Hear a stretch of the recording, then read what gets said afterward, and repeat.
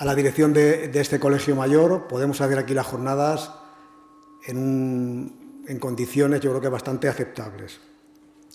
Estas jornadas no quieren ser, y creo que no son, unas jornadas de expertos, a pesar de que la gente...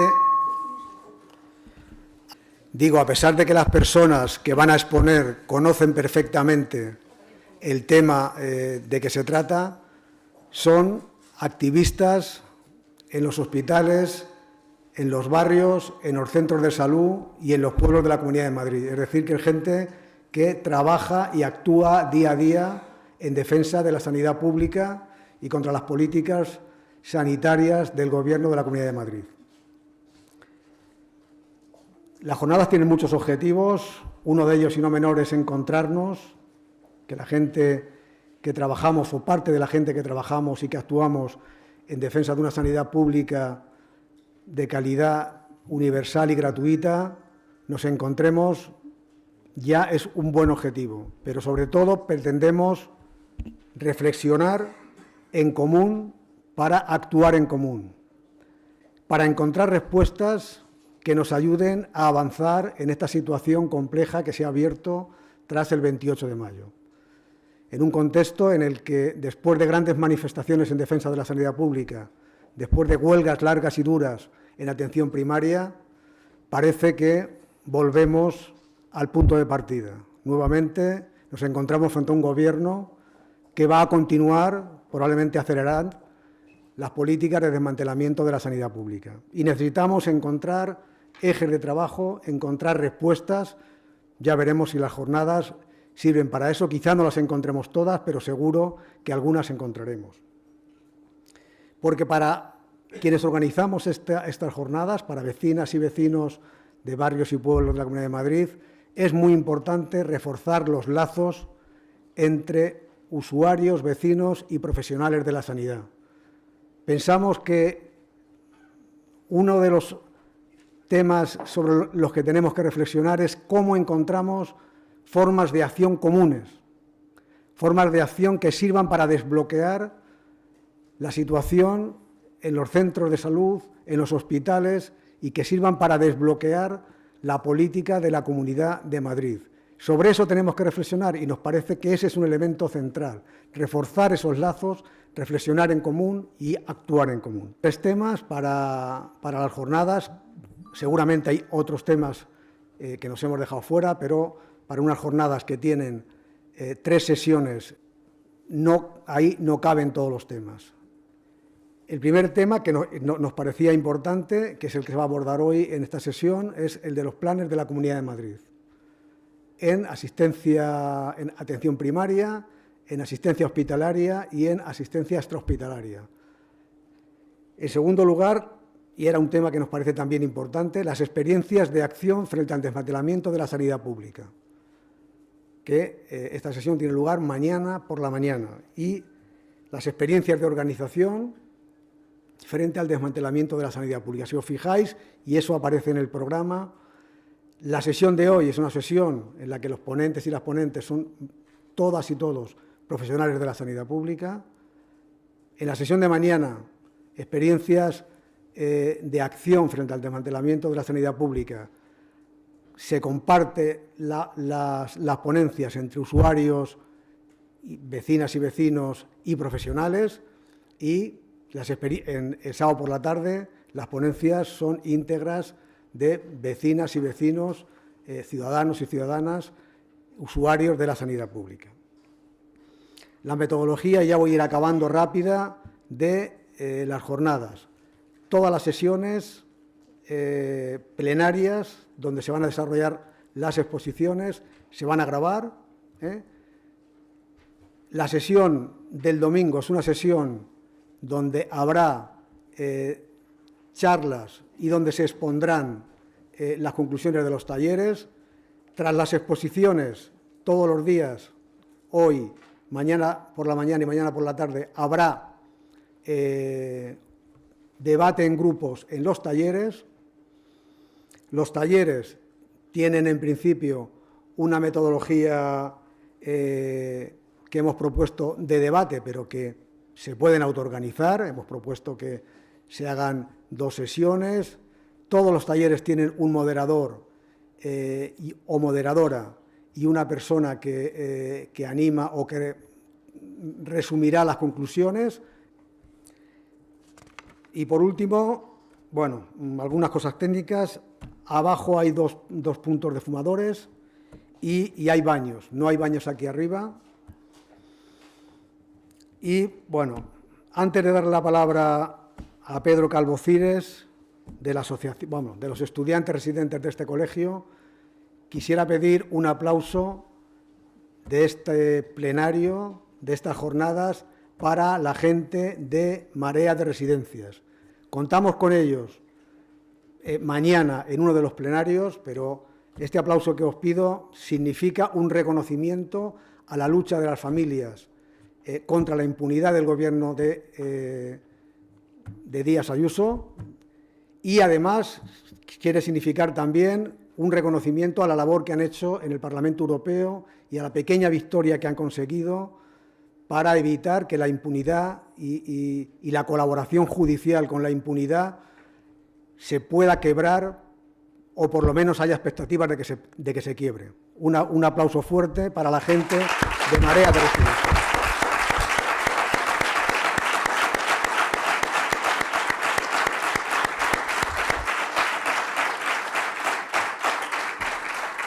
Y ahora tiene la palabra Pedro. Bueno, buenas tardes. Estamos en el año 2023. Toda la Complutense está ocupada por el PP. ¿Toda? No.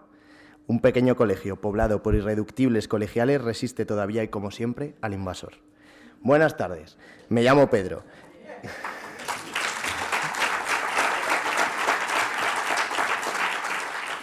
Bueno, me llamo Pedro y quería daros la bienvenida a este nuestro hogar, el Colegio Mayor Universitario Teresa de Jesús. Somos un colegio mixto, combativo y reivindicativo. Un colegio en el que 150 estudiantes de toda España y de otros países vivimos intentando crear un modelo de sociedad idílico. En este colegio organizamos charlas, ponencias, programas de entrevistas, coloquios, salidas a manifestaciones, entre otras muchas cosas. Y es un honor pensar que vamos a poner un granito de arena entre toda la montaña que estáis poniendo vosotros. Esto que estáis haciendo tiene una repercusión en nuestra sociedad inconmensurable. Por ejemplo, yo soy de un pequeño pueblo de la España vaciada, en Huesca, Sabiñánigo, y normalmente nos suelen llegar los ecos de los avances que se consiguen en la urbe. Así que os voy a pedir solo una cosa. Gritad tan fuerte que lo que nos llegue no sea un eco, que sea el propio rugir de la lucha. Si en algún momento dudáis de todos los avances que estáis haciendo, recordad, por ejemplo, que este edificio era la residencia Francisco Franco, inaugurada por él mismo, que ojalá estuviese vivo para ver lo que estamos haciendo aquí y cargárnoslos del susto. Os deseo mucho ánimo.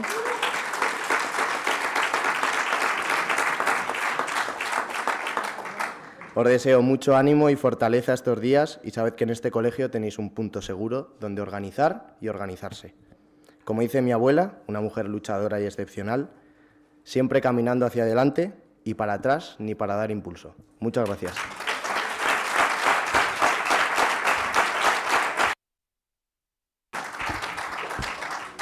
Y ahora que suba a la mesa Ana Encinas, que es la persona de vecinas y vecinos de barrios y pueblos de la Comunidad de Madrid, que va a moderar la mesa. Ana, por favor.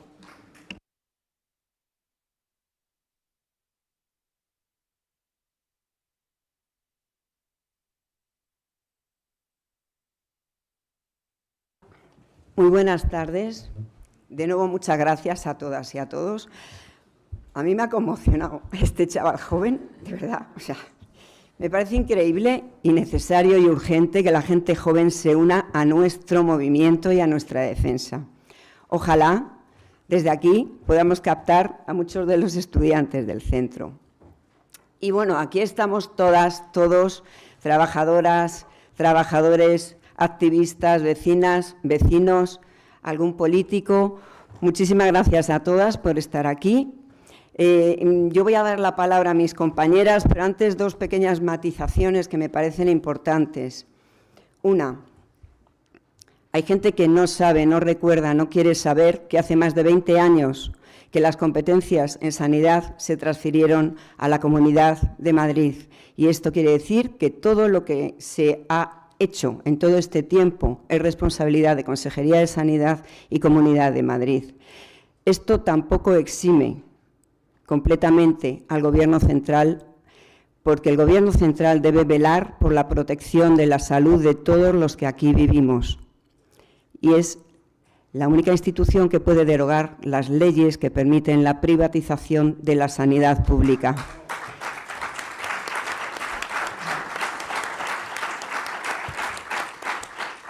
Ley 1597, artículos 67 y 90 de la Ley General de Sanidad, entre otros. Y para empezar, salud, creo que es importante que entendamos que la salud no es la ausencia de la enfermedad, que la salud es un bienestar físico, psíquico y social que solamente conseguiremos si tenemos cubiertas una serie de necesidades básicas. Ya todos pensamos en tantos determinantes sociales: educación, vivienda, trabajo, dependencia, alimentación, transporte. Si esto estamos viviendo en una sociedad donde no se está respetando, lo que estamos generando es enfermedad. Y es que realmente el negocio es la enfermedad, no es la salud. Voy a dar la palabra a mis compañeras. En primer lugar, este grupo hablaremos de centros de salud. Luego se hablará de la atención hospitalaria, como ha dicho el compañero, y después urgencias extrahospitalarias. Aquí tenemos a Rosa Gómez Honorato, es enfermera con la que he trabajado codo a codo 20 años en el Centro de Salud de Carabanchel y anteriormente estuvo 10 años en hospitalaria. Y está también con nosotros Raquel Luengo Siguero, ella es técnica superior en higiene dental. Os dejo con ellas. Hola, buenas tardes. Gracias a vecinas y vecinos de barrios y pueblos por invitar a la Plataforma de Centros de Salud. Gracias también a la Plataforma de Centros de Salud por permitir que hablemos en su nombre y gracias a todos los que estáis aquí presentes. Como veis, en mi primera diapositiva os muestro planes de la Comunidad de Madrid. Aparte de la ley Ómnibus, pues tenemos también estrategias de salud comunitaria, plan integral de mejora, proyecto para la reorganización de los centros de salud. Leídos estos planes, pues puede parecer que están bien. Hablan de participación, de que han contado con los profesionales, de que el paciente está en el centro, que su objetivo es mejorar la experiencia de los pacientes, reducir costes y conjugarlo con la satisfacción de los profesionales. Pero bueno, luego, en la práctica, lo que vemos es que quizá lo único que se ha cumplido de todo esto es la reducción de costes. ¿Qué creemos al final, usuarios y profesionales? Que la intención de la comunidad es deteriorar la atención primaria haciendo insostenible el sistema. Los problemas que vemos cada día en atención primaria son demoras, ruptura de la continuidad asistencial, una disminución de la calidad y de la seguridad de la atención, que se legisla para privatizar, que hay una falta de participación comunitaria efectiva, un maltrato a los profesionales y una insuficiente financiación. Las demoras, cada día hay más. Causas, pues por supuesto la insuficiente plantilla de profesionales y trabajadores en los centros de salud y la mala organización. Pero hay un problema flagrante y es que el 20% de las plazas de los médicos están vacantes. No hay médico asignado, médico o médica asignado y de 5.000 plazas faltan 1.000. Esto provoca que hayan unas agendas insostenibles y se ha firmado un acuerdo con la Consejería de Sanidad con un máximo de 30 más 4 pacientes en medicina de familia y 20 más 4 en pediatría, difícil de conseguir. ¿Por qué? porque bueno, hay unas agendas de rebosamiento para esos pacientes que pasan por la puerta y esas agendas al final se van a convertir en unas agendas de urgencias a las que los pacientes se van a acumular y van a salir adelante gracias a la voluntariedad de los profesionales y hasta que les resista el cuerpo, por supuesto. Las ausencias de todas las categorías no han sido cubiertas y hay una inequidad de los centros de salud, tanto para pacientes, para profesionales, porque hay centros de salud que generalmente están en zonas deprimidas, con malas infraestructuras y con pocos profesionales y con falta de médicos, lo que hace que esto no sea atractivo y sea un círculo vicioso. Esta falta de profesionales hace que también haya una ruptura de la continuidad asistencial.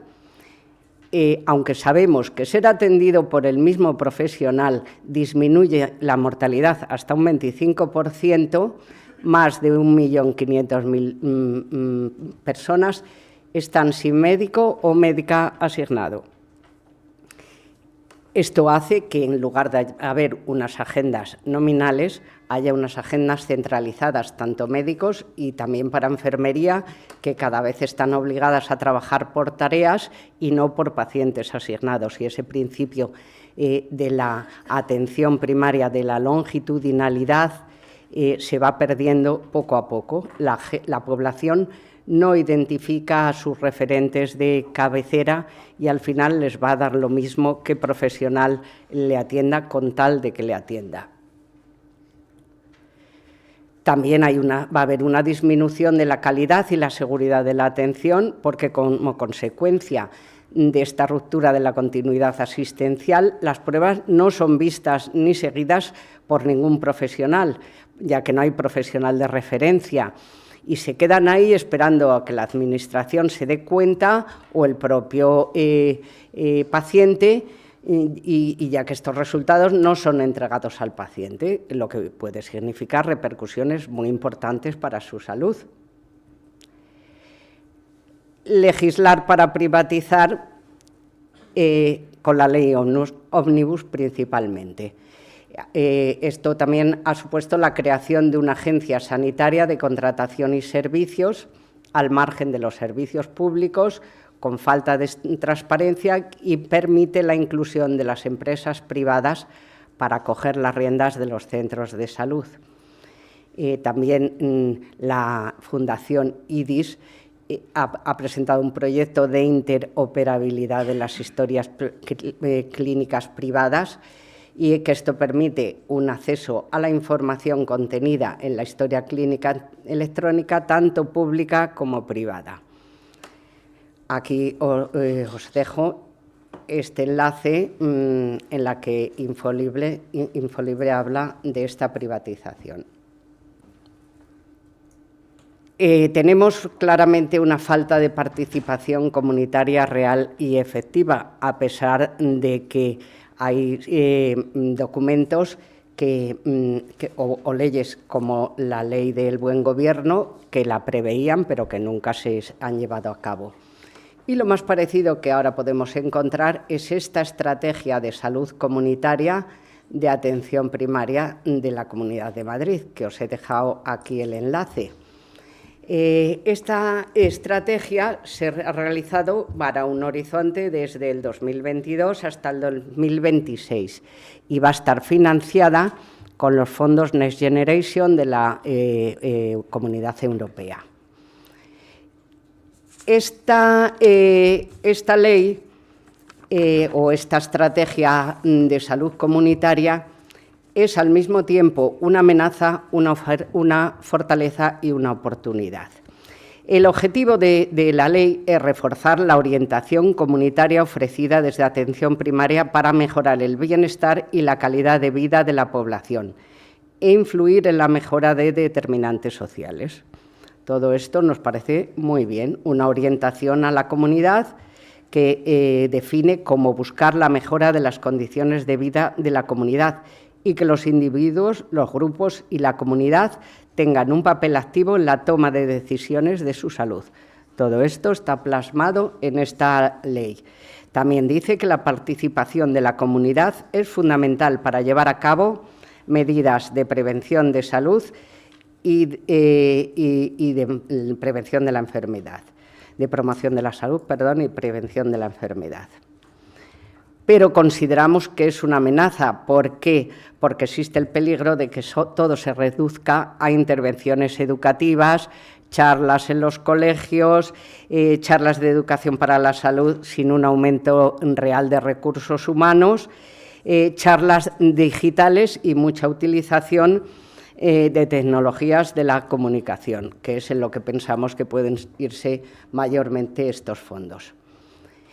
Es una fortaleza porque por fin se plasma la participación ciudadana en un plan de salud comunitaria y se dota de recursos, creo que son 80 millones los que da los fondos, y es una oportunidad porque la propia ley dice que la ciudadanía puede influir en la organización de los servicios, que va a establecer unos espacios de encuentro y colaboración, va a potenciar la participación de los centros de salud en los espacios formales de participación de las zonas básicas de salud, como es el Consejo de Salud, las comisiones y las mesas de salud, facilitar la coordinación entre centros de salud y otras entidades, y ahí mismo en la bibliografía nos dice que la Ley 4/2014 del 22 de diciembre de medidas fiscales administrativas y racionalización del sector público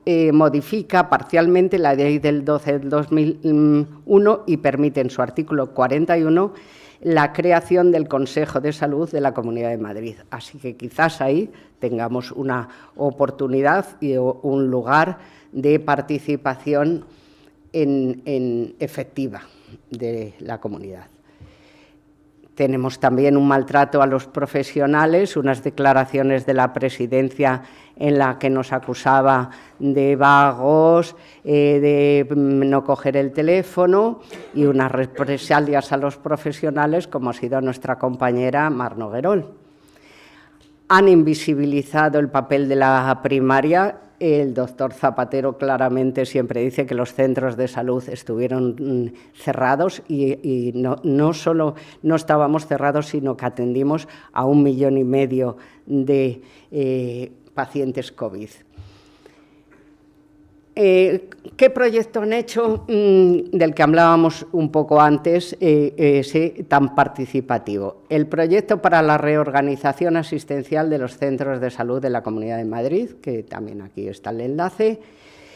Pero, ¿qué vemos en ese proyecto? Que a pesar de la letra y de las bonitas palabras que tiene, en la práctica está provocando enfrentamientos con el APADE, que es la atención al proceso de agudos de enfermería, en el que las enfermeras consideran que se les dan atribuciones que chocan con las médicas, y también en las unidades de atención al usuario, donde los roles, pues también se les dan unos roles para los que a lo mejor no están formados y sobre todo no están reconocidos esas atenciones al usuario. Todos estos enfrentamientos con la ciudadanía y entre los propios profesionales está llevando a un agravamiento de las enfermedades por riesgos psicosociales, sobre todo en las enfermeras. Hay un desequilibrio por categorías en el ratio profesionales y pacientes, siendo, por ejemplo, el de las enfermeras claramente inferior al de los médicos y, sobre todo, otras profesiones que vemos también un cambio de concepto en la atención primaria que ha pasado de llamarse de unidades de apoyo a unidades específicas. Tenemos aquí a la compañera Raquel Luengo, que pertenece a las higienistas dentales y que nos va a hablar de sus problemas. Bueno, yo me quiero unir, por favor, a los agradecimientos dados por mis compañeras, tanto a vecinos y vecinos de barrios y pueblos, a todos los que estáis aquí, al colegio por prestar unas instalaciones y a vosotros por estar interesados en la defensa de algo que para mí y para muchos es primordial. Yo os puedo hablar desde dos puntos de vista. Uno es como paciente y otro es como profesional. Entonces, como profesional, somos profesionales, como bien ha dicho mi compañera Rosa, que estamos maltratados.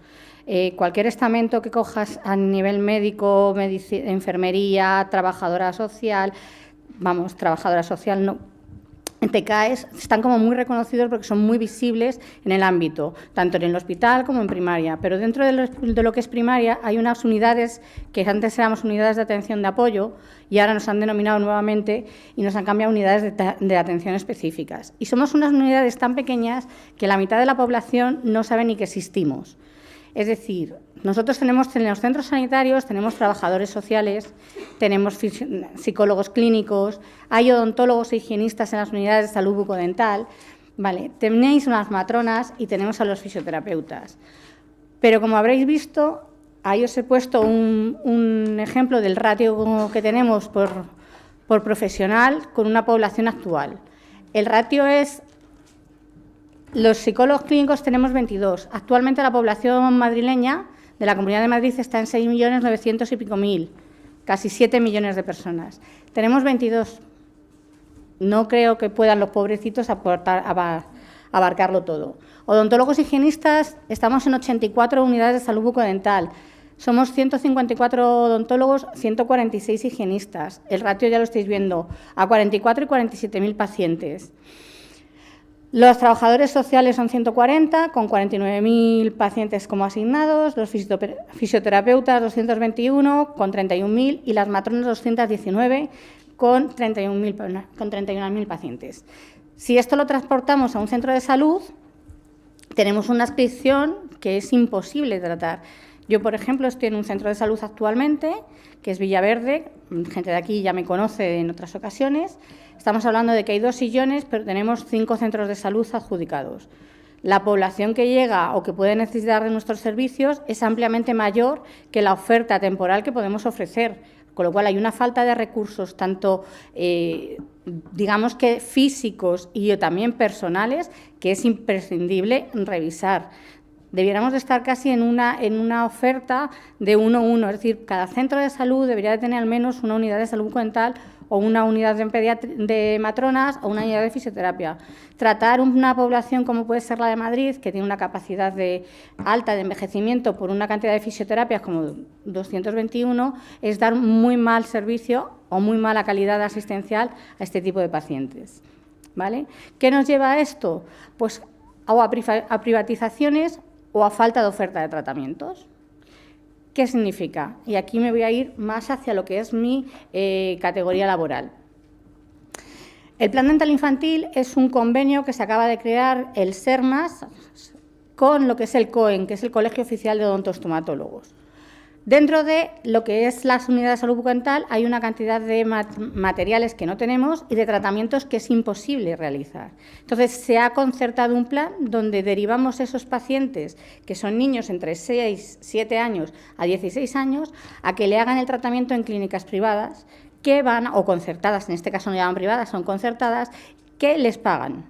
Entonces, nosotros detectamos el problema y en vez de ofrecer una solución a dicho problema, lo estamos llevando a una concertada que va a cobrarlo. Eso, para los que estamos trabajando, es el aire que nos da un respiro, porque si no, la otra opción que ofrecemos es quitar esa muela. Es quitar una muela que acaba de salir a los 6, 7, 8, 10 años, porque no podemos hacerle una endodoncia. Entonces, por un lado tienes el por qué tengo que derivar un trabajo a un privado cuando se podría cubrir desde un estamento como es la sanidad pública, y por otro lado es como de ¿qué hago con este paciente, con esta problemática, si no tengo un recurso para darle? Yo tengo una falta de oferta de tratamientos. A mí me llegan los niños con 5 años, la caries es uno de los problemas de enfermedad más extendidos, y el día a día de mi carga asistencial consiste en ver a niños de 4, 3, 2 con caries. Las caries en dientes de leche no existen, no las podemos tratar.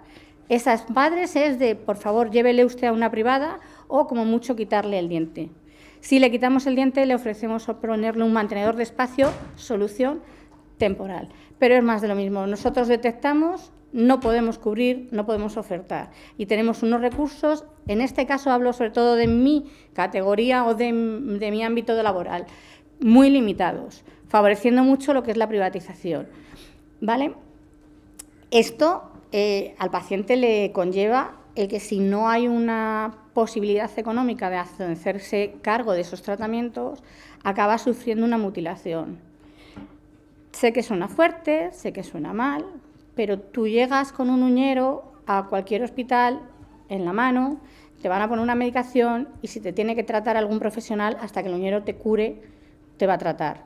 Tú vienes con una caries al dentista, yo te digo que hay una caries, o te la tratas tú pagándola, o cuando vengas lo único que voy a hacer es quitar esa muela. Creo que en el año en el que estamos y en el siglo en el que vivimos, hay una ciencia y un avance científico que debiera de estar ya instaurado también en la sanidad pública. Y en este tipo de unidades, que somos tan escasas, como veis, no llegamos a 1000 profesionales, estamos muy abandonados, ¿vale? No nos tienen en cuenta en casi ningún plan. Y luego, el Estado ha conseguido meternos en una rueda que somos verdugos, somos víctimas, necesitamos ser a la vez esclavos de ellos.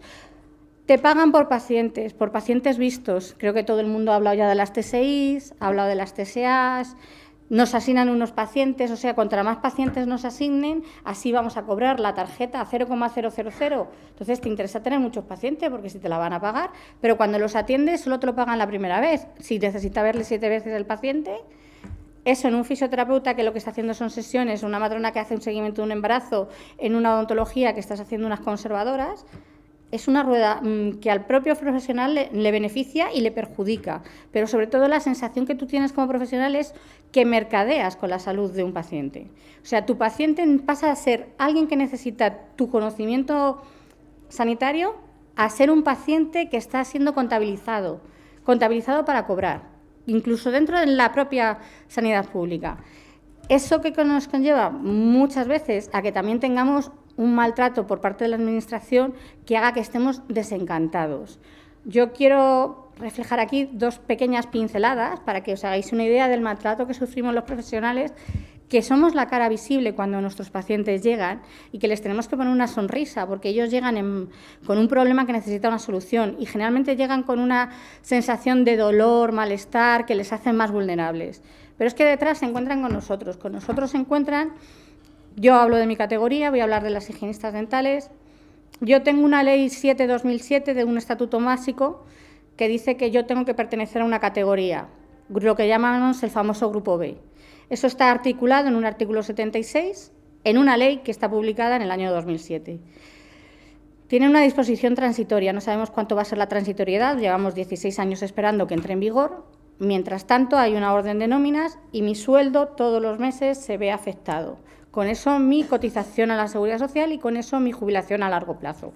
Pero no solo les basta con eso, sino que mi categoría también debería haber pasado por la ley de Bolonia y deberíamos de tener la formación profesional, pasarla a sagrado y haberlas igualado al entorno europeo. También estamos capadas, lo cual hace que no podamos desarrollarnos para irnos al exterior, pero tampoco el exterior puede venir hacia nosotros, porque no estamos homologados los estudios con Europa, lo cual hace que nosotras tengamos un flujo de formación que nos impide un desarrollo, que es algo que encima, si lo unes a que no nos pagan bien, que tenemos unas agendas sobrecargadas, que para cualquier cosa la administración pública son años. Cuando el paciente viene, tú lo que tienes es un amargor que no puedes ofrecer una buena cara. Y además te dicen 10 minutos, 5, pero no le puedes hacer esto. Este es mi día a día como profesional. A mí me viene un paciente, tiene un niño, esto no lo cubro, hágalo fuera. Eso también es un desgaste físico y psicológico, ¿vale? Pues muchísimas gracias por haberme atendido, muchísimas gracias por escucharme. Sigamos ahora con otro de los problemas y casi el más importante, que es el de la financiación. Aquí mi compañero Joaquín me ha incidido en que hable de la boca de la serpiente, cómo cada vez la atención primaria tiene menos recursos, el gasto es menor y cada vez tiene menos personal. El gasto en personal es menor. La Comunidad de Madrid es la que menos invierte por habitante de todas las comunidades, es la que menos invierte en atención primaria, es la segunda que menos invierte en personal y es la primera en más habitantes por enfermera, la segunda en más cantidad de población por médico y la tercera en más niños por pediatra. Aparte de esta menor inversión, que hemos dicho que supone un 10,7%, tenemos ahora unos fondos Next Generation de 200 millones, que ¿quién los va a gestionar? Pues los va a gestionar la Dirección General de Asistencia, nuestra ya antigua directora, nuestra antigua gerente de atención primaria, que es Almudena Quintana, y que es su misión emplear estos fondos ¿en qué? Pues a lo mejor en digitalización y tecnologías de la comunicación que no nos van a aportar humanización a la asistencia. Y lo que es muy importante, se van a construir esos 20 centros de salud prometidos desde hace 15 años y que estamos esperando.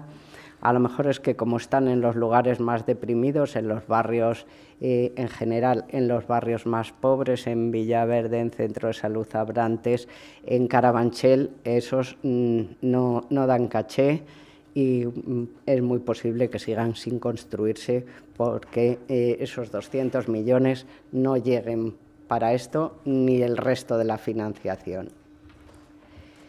¿Qué acciones tenemos en nuestras manos? Pues esto que tenemos aquí son las acciones que ya quedamos en ellas en la asamblea que hicimos de profesionales y usuarios en estas Navidades o en diciembre en la parroquia de San Carlos Borromeo, la asamblea de los centros de salud.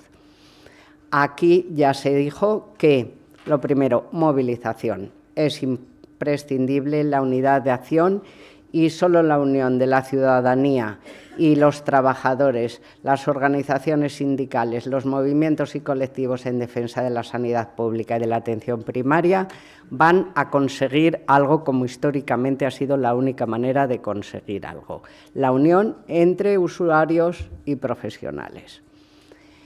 Denunciar las denuncias y ir a la legalidad, por ejemplo, denunciar las partes de la ley ómnibus como la de la interoperabilidad de las historias, reclamar en la manera que podamos, a lo mejor podemos reclamar esto yo soy muy fan de este ciudadano que ha acudido al portal de transparencia y ha logrado que la Comunidad de Madrid le diga los pediatras que faltan y los que hay y ha conseguido trabajar esos datos y hacer, por ejemplo, este gráfico.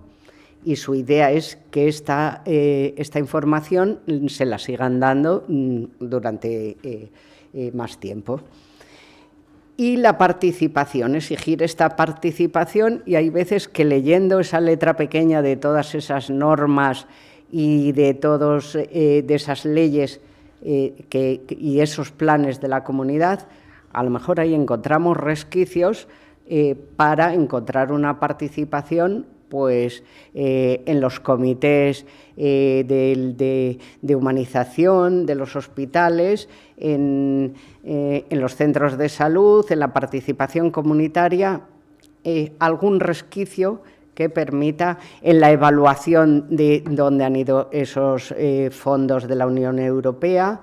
Hay que estar vigilantes para poder participar y a lo mejor ser un poquito más listos que ellos. Sí, muchas... perdón. Sí. Muchas gracias por defender la sanidad pública, a todos los que estáis aquí y a todos los que no están, pero que la defienden.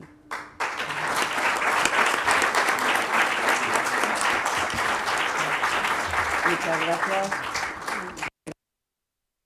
Gracias, compañeras. Vamos a dar paso al segundo grupo.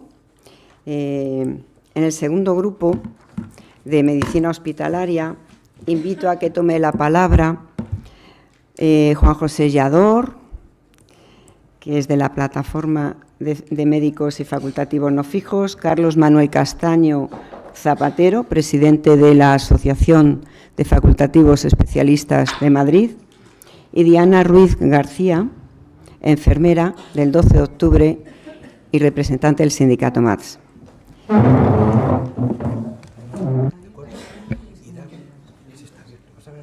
Sí. Vale, sí, se me ha olvidado hacer lectura de unas preguntas que hemos hecho comunes a los tres grupos y que hemos pedido que reflexionaran sobre ellas para hacer un enfoque conjunto. Las preguntas, que ya las compañeras anteriores sí que se han atenido a ellas, son: ¿qué actuaciones concretas está llevando a cabo la Consejería de Sanidad de Madrid? ¿Cuáles son los planes del Gobierno de la Comunidad Autónoma de Madrid a medio plazo, a 1 o 2 años? ¿Qué temas consideras que deben convertirse en ejes de conflicto prioritarios en este curso? ¿Cuáles de estos consideras que pueden movilizar o sensibilizar más a la ciudadanía? ¿Y qué propuestas alternativas serían necesarias para frenar estos planes? Os doy la palabra. Gracias. Tenemos 30 minutos, por favor. Gracias. Sí, yo tengo aquí mi cronómetro. Voy a intentar ser escueta. Buenas tardes, muchas gracias por estar aquí. Gracias a vecinos y vecinas de barrios y pueblos de Madrid, que están haciendo un trabajo genial y se oye mucho y hace falta que estén en las calles todo el rato. Yo quería hacer un poco más que ¿se me oye? ¿Ahí? Quería hacer un poco una reflexión para situarnos un poco, porque las circunstancias, llevamos muchos años en esto de la lucha por la sanidad pública, pero es verdad que las circunstancias han cambiado bastante, porque cuando empezó la marea blanca, que yo creo que todos conocemos, ¿no?, pues nos encontrábamos en una situación en la que la Comunidad de Madrid atacó directamente a 6 hospitales queriéndoles vender, ¿no? Los primeros que nos movilizamos fuimos los profesionales, porque éramos los que nos enteramos un 31 de octubre, antes recordábamos que va a hacer aniversario dentro de poco, y entonces enseguida pues eso, empezamos a movilizarnos entre nosotros y hicimos que la población se enterara de lo que estaban intentando hacer desde la consejería y que los vecinos y vecinas de los barrios nos apoyaran, ¿no? Y nos apoyaron porque yo creo que dentro de la sociedad española existe una sensación de que la sanidad pública funciona, de que es un sistema del que nos beneficiamos todos, de que es necesaria y además, muy importante, que confiaban en los profesionales, ¿no? O sea, era esa sensación de si mi médico me está diciendo, si la enfermera, y esta gente está preocupada y nos están diciendo que se están cargando la sanidad pública, que quieren vender los hospitales, la gente reaccionó ante eso.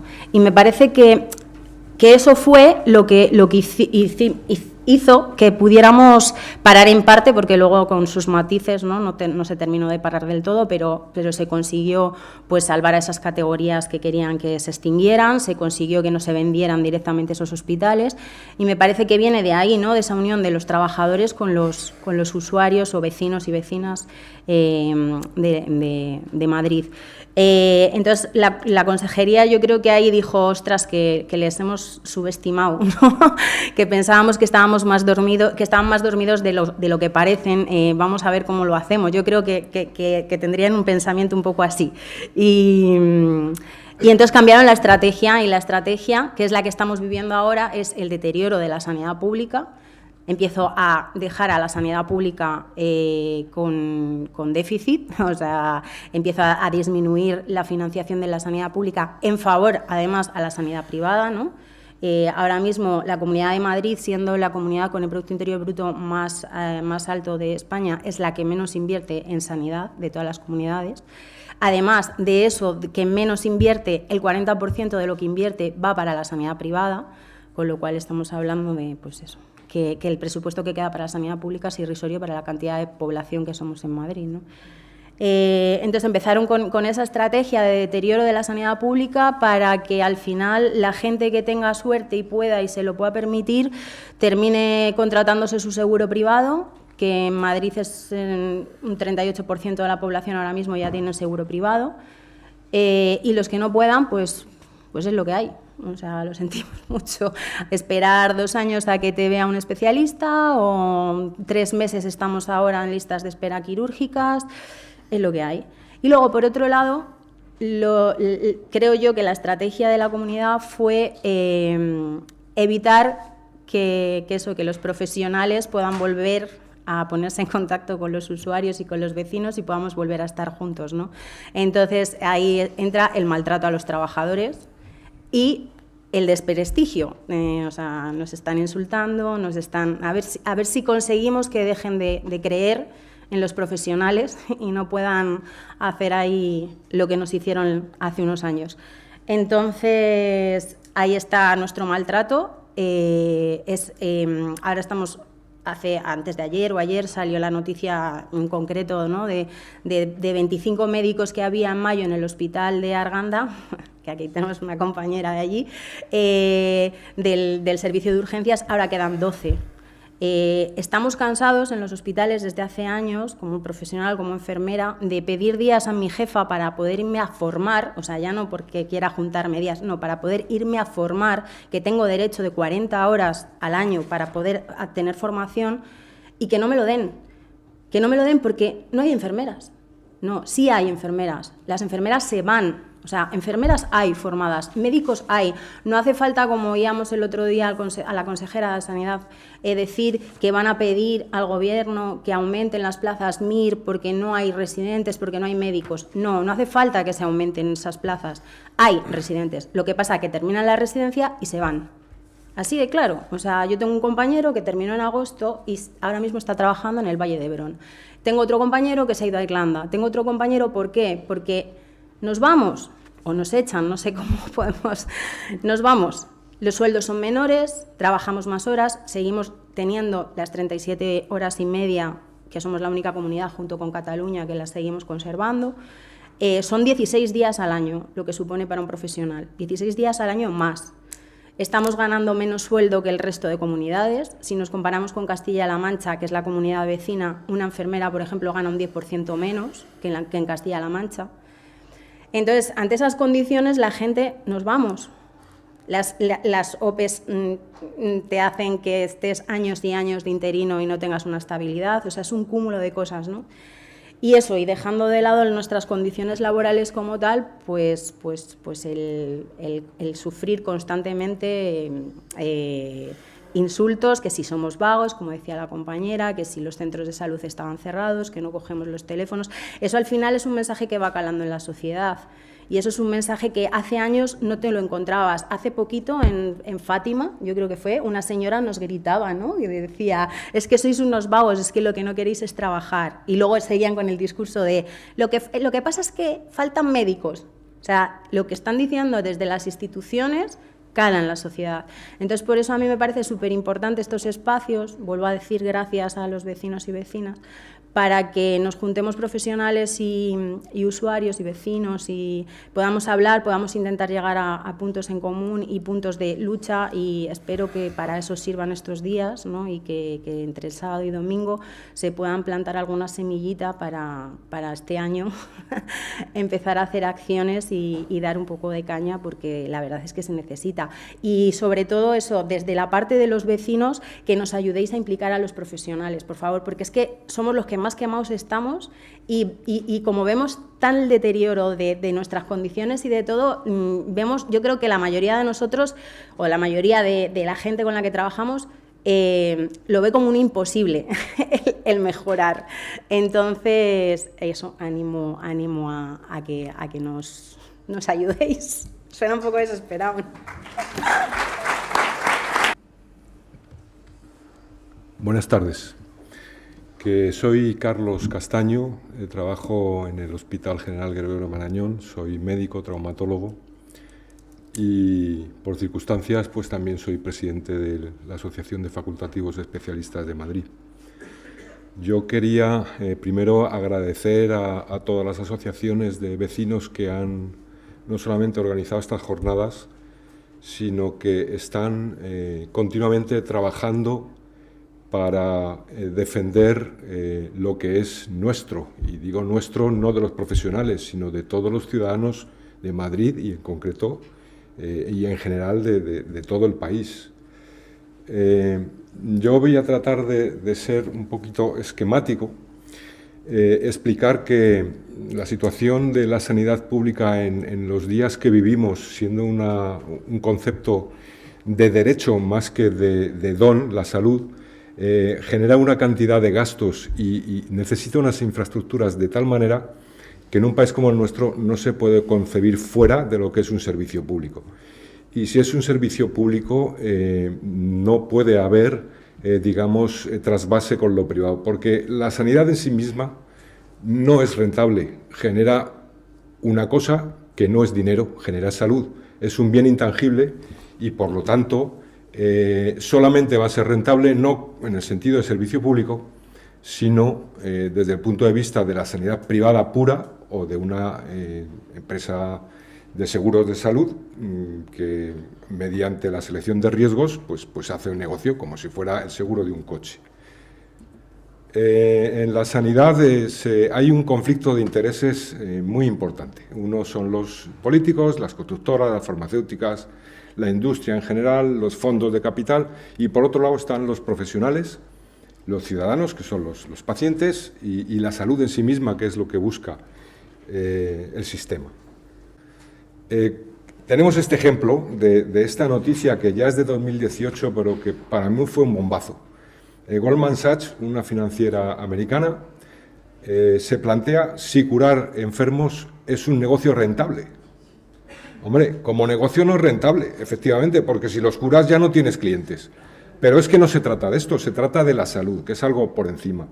Y esto demuestra claramente el conflicto de intereses que estamos viviendo en la sanidad. En Madrid, este gráfico representa el gasto de las comunidades autónomas en sanidad.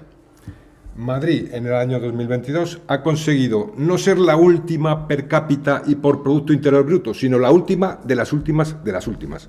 Ni Producto Interior Bruto ni más ajustes. Es decir, estamos gastando en Madrid unos 1.200 euros en cada madrileño en salud, mientras hay otras comunidades que se gastan casi el doble. Bueno, pues esto es para hacer reflexionar. En cuanto al número de camas hospitalarias, ya que a mí me toca hablar de hospitales, pues Madrid otra vez estamos a la cola, con menos de 2 camas por cada 1.000 habitantes frente a otras provincias, curiosamente Cataluña, que es una comunidad muy privatizada en cuanto a la salud, pues tiene casi el doble que Madrid. Los recortes que estamos sufriendo en la sanidad, que vienen de la mano de la privatización, se basan básicamente en que el Gobierno de Madrid, desde que se hicieron las transferencias sanitarias, pues simplemente no hace nada. Se gasta el dinero en otras cosas menos en la salud. Entonces, frente a un aumento de número de hospitales que hemos tenido en Madrid, pues tenemos una disminución de las plantillas en precariedad laboral, han disminuido el número de camas, ha aumentado, por supuesto, como consecuencia de lo anterior, la presión asistencial, hay un deterioro de infraestructuras, en la fotografía aparece el antiguo hospital de Puerta de Hierro, y al final lo que estamos sufriendo es un deterioro asistencial. Esta diapositiva la he querido traer porque hace muy poquitos días, el día 2, una plataforma de compañeros médicos con contratos precarios tuvo la oportunidad en la Comisión de Sanidad pues, de exponer el problema. Y dieron una serie de datos muy importantes, como que es la temporalidad de los facultativos en Madrid es más de la mitad de los contratos, que el 14% de los médicos que están en situación temporal tiene ya más de 60 años, o sea, se van a jubilar dentro de muy poquito, que se convocaron 3.247 plazas fuera, antes de que entrara en vigor la Ley 2021, que lo único que hacía era facilitar el acceso a contrato fijo de esas mismas plazas mediante un simple concurso. Quedaron otras 1000, que esas sí van a funcionar con concurso. Si estos médicos no consiguieran plaza, se les va a tener que dar, porque hay otro decreto ley que les obliga a contratarlos, pero posiblemente en otro sitio distinto, con lo cual ya estamos desmantelando servicios que están haciendo una labor muy importante. Y después de todo el proceso de consolidación de las plazas, no se va a conseguir el 8% de temporalidad que exige la Unión Europea, sino que estaremos en el doble. Estas infraestructuras que tengo aquí fotografiadas son de una obra nueva, son los quirófanos nuevos del Marañón. Estos se han inaugurado en este año, no es que digamos que llevan muchos años y ya están deteriorados. Tenemos goteras, tenemos ventanales por las que se filtra el agua de la lluvia, tenemos las puertas de los quirófanos no abren. Tenemos socavones en el suelo por donde pasan las camillas y tenemos que pasar nosotros y tropezarnos. Para llegar desde la zona de los vestuarios con nuestro pijama para ir a operar, tenemos que atravesar largos pasillos donde están los talleres del hospital. O sea, hablando de zonas limpias. Tenemos una fotografía con un lavabo caído, se cayó el primer día, porque se ha instalado como se ha instalado.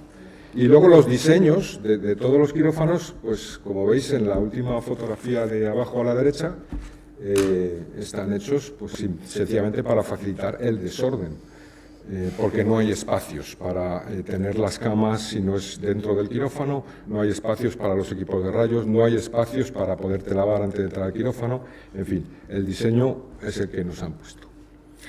¿Qué es lo que está haciendo el Gobierno de la Comunidad de Madrid? Pues básicamente facilitar la derivación de los pacientes, tanto quirúrgicos como de pruebas diagnósticas, hacia la privada. Nos han colocado, esto no fue la Comunidad de Madrid, esto fue el Gobierno central, pero ahora tenemos la secuela, una jornada de 37 horas y media, que en Madrid, y esto sí exclusivo de Madrid, a los médicos pues no se nos aplica. Lo que hacen es quitarnos el dinero de las horas que dicen que debemos, que son 232 euros al mes, nos los quitan de las guardias, y asunto concluido. ¿Por qué? Porque si un médico trabaja más horas, gasta más dinero y lo que quieren es no gastar dinero. Esto hace que aumenten las listas de espera de consultas, que aumente la lista de pruebas diagnósticas, que aumente la lista de espera quirúrgica y al final todo redunda en un deterioro asistencial. ¿Y qué hace la Comunidad de Madrid? Pues lo niega todo. Son negacionistas. ¿Qué ha conseguido en estos últimos años el Gobierno?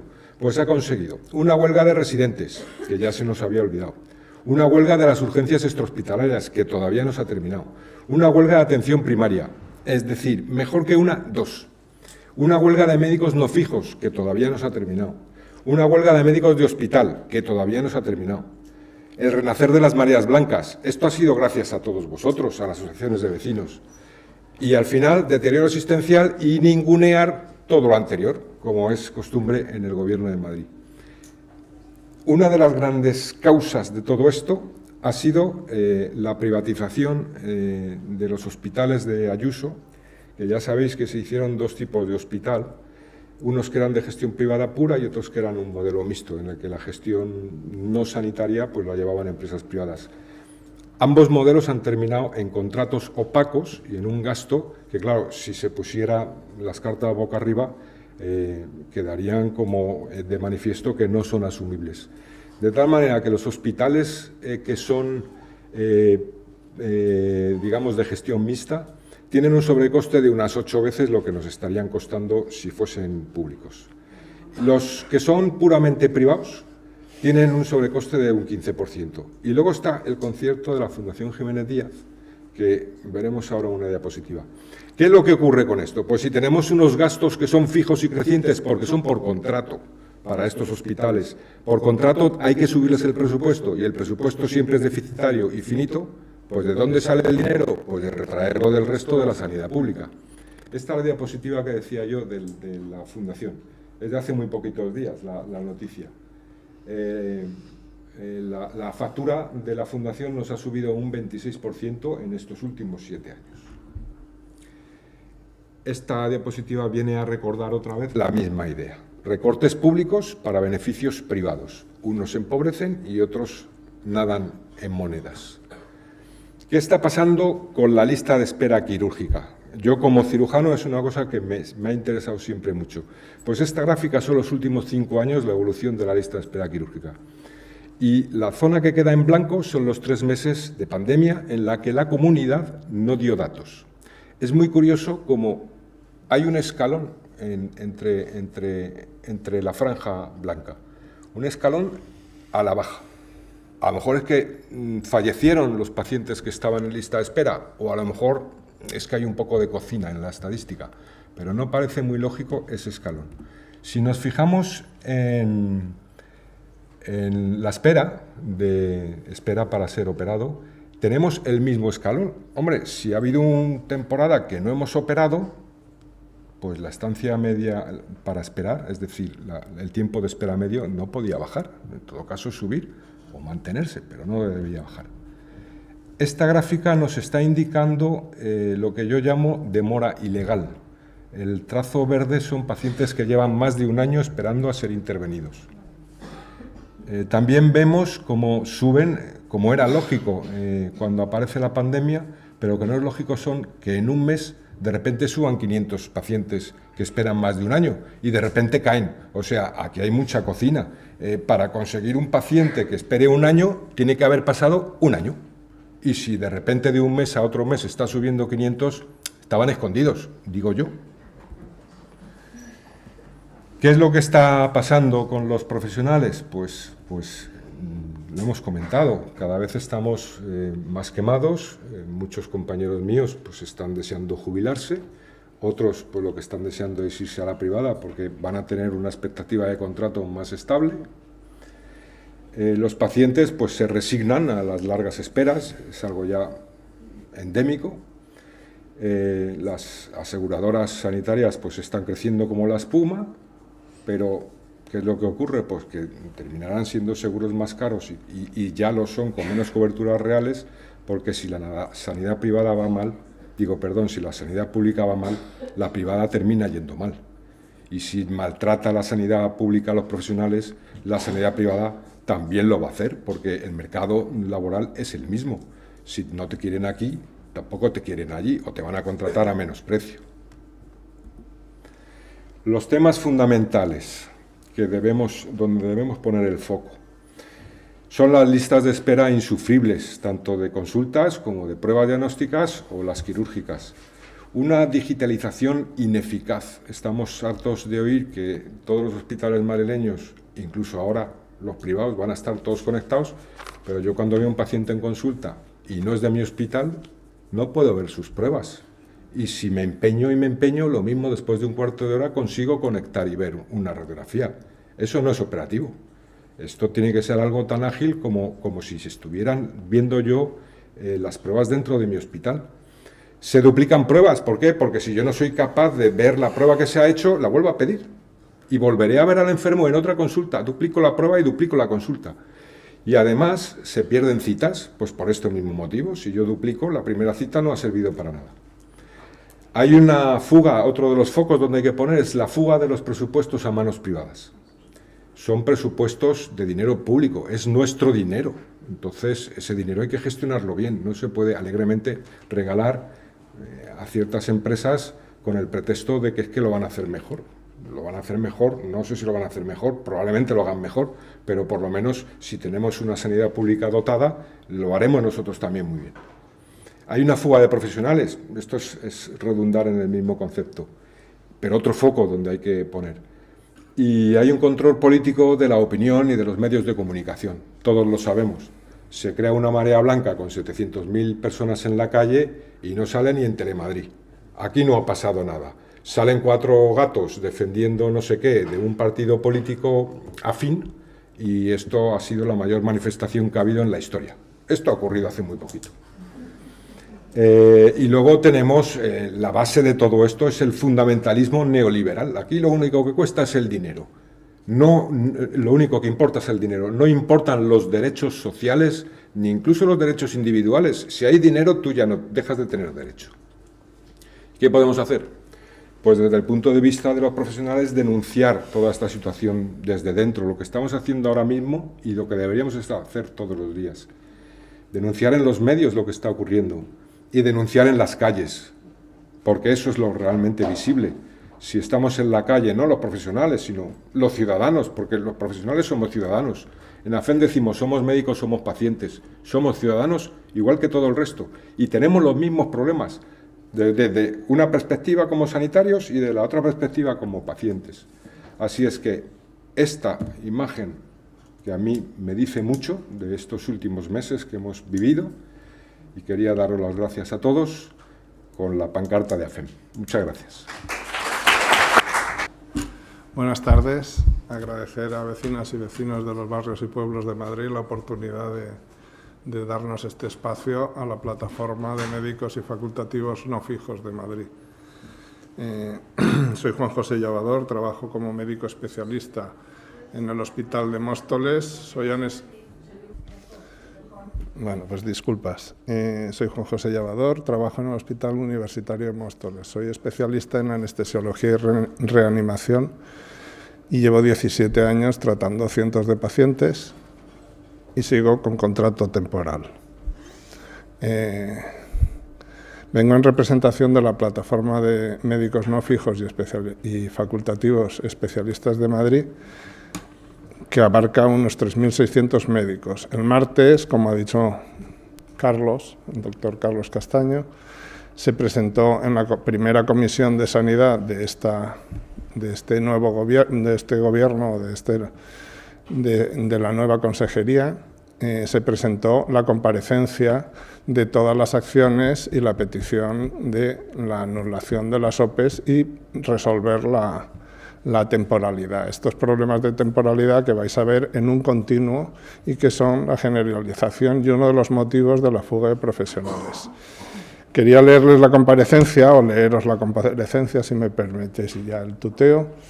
Quería leeros la comparecencia, pero creo que os voy a abrumar y además no tenemos tiempo, así que la voy a resumir. El resumen de la comparecencia es los 2 años de trabajo que lleva la plataforma y cómo se originó la plataforma. Por hacer un poco de contexto, desde el 2001 en que se hicieron las transferencias en sanidad de las comunidades, en ese 2001 hubo una consolidación de empleo general, entre nosotros la llamamos la memoria porque fue un concurso de méritos donde se hacía una memoria y según años trabajados se optaba a la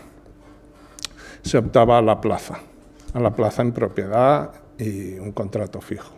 Desde entonces la Comunidad de Madrid y las diferentes consejerías y administraciones de la Comunidad de Madrid no han conseguido, sino todo lo contrario, disminuir la temporalidad de la comunidad y eso ha ido aumentando hasta un 54, como ha dicho Carlos, un 54,83%. Cuando hablamos de contratos temporales incluimos los interinos, que cualquier día pierden su plaza porque se convoca una oposición, incluimos los temporales, incluimos los contratos de un mes, de días, de horas, de guardias. Esto dificulta, pues como podéis imaginar, la conciliación familiar, el poder pedir un préstamo, una hipoteca, el vivir en Madrid, que es una de las comunidades más caras de España.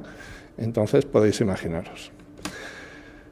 Con toda esta temporalidad generada, más de la mitad de los médicos, con toda esta temporalidad se empieza a fraguar, se realizan OPEs que jamás han conseguido disminuirlas, sino que todo lo contrario, ha ido aumentando. Incluso hay especialidades que desde el 2001 no han tenido una sola oposición.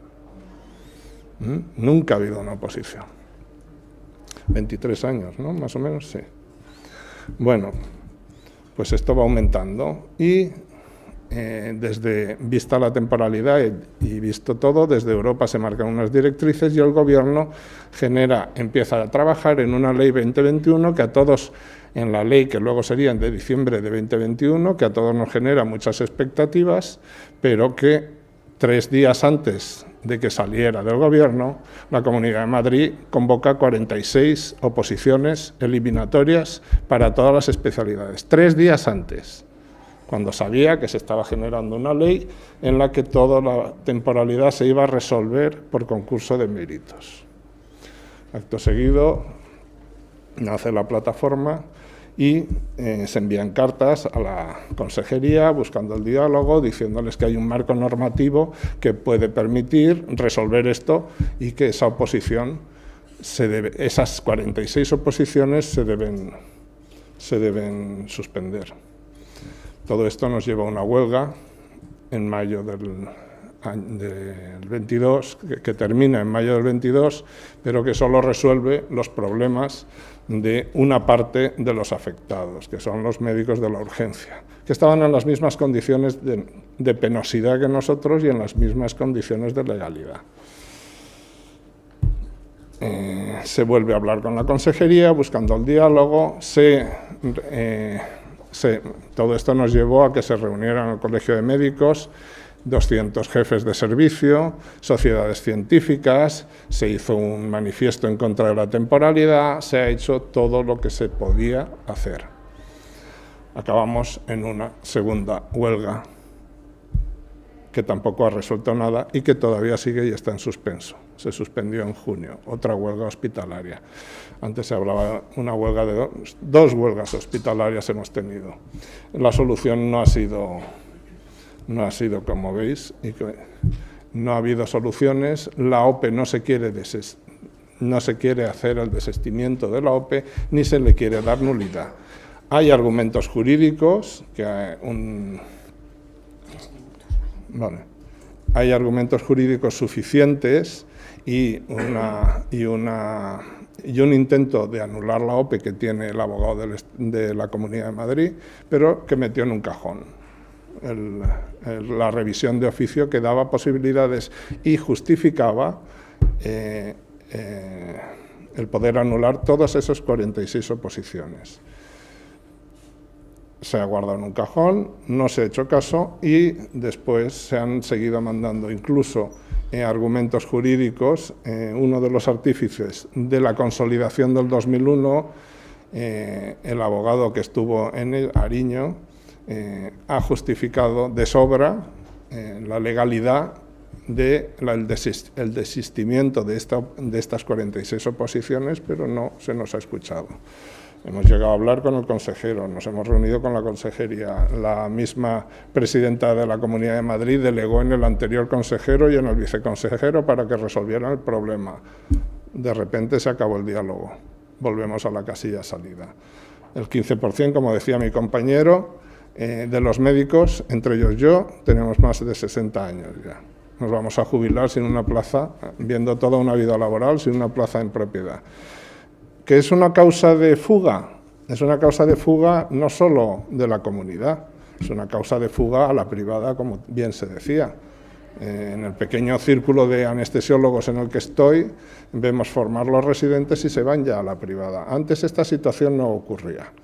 Esta situación, lo que ocurría antes es que si alguien quería tener un poco más de sueldo, hacía algunos días en la privada. Ahora ya directamente se van a la privada.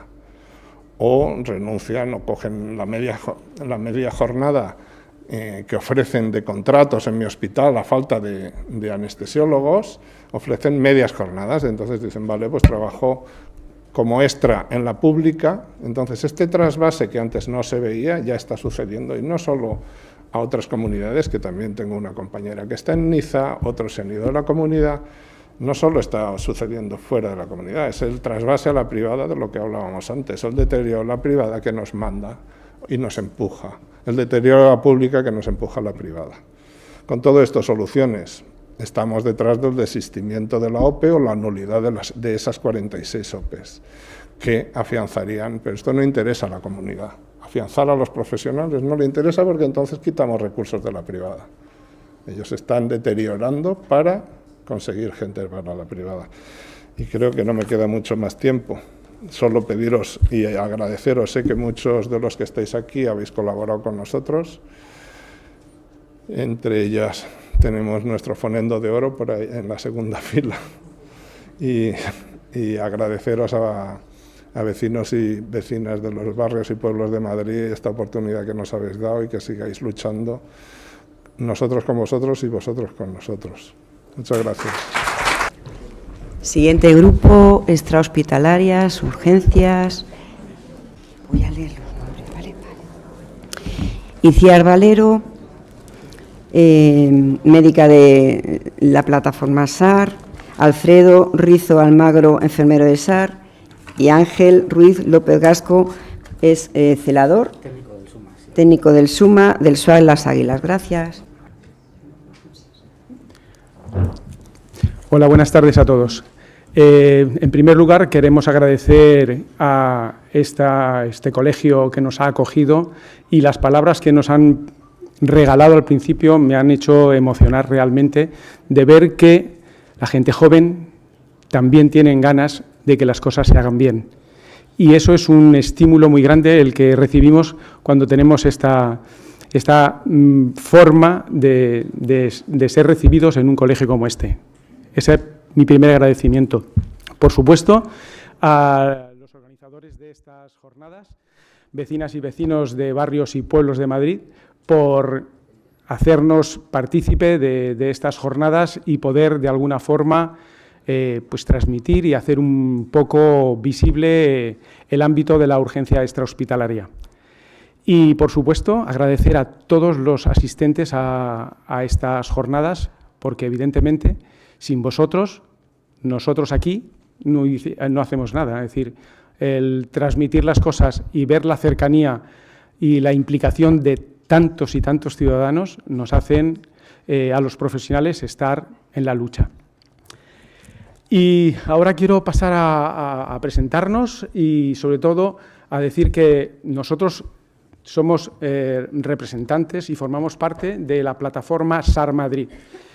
La plataforma SAR Madrid se creó allá por el año 2015, por un diciembre de 2015, para de alguna forma crear un nexo de unión entre los profesionales, todas las categorías que formamos parte de los servicios de atención rural, los famosos SARES, porque necesitábamos compartir las necesidades, que necesitábamos compartir cuáles eran las deficiencias que encontrábamos en el ámbito rural.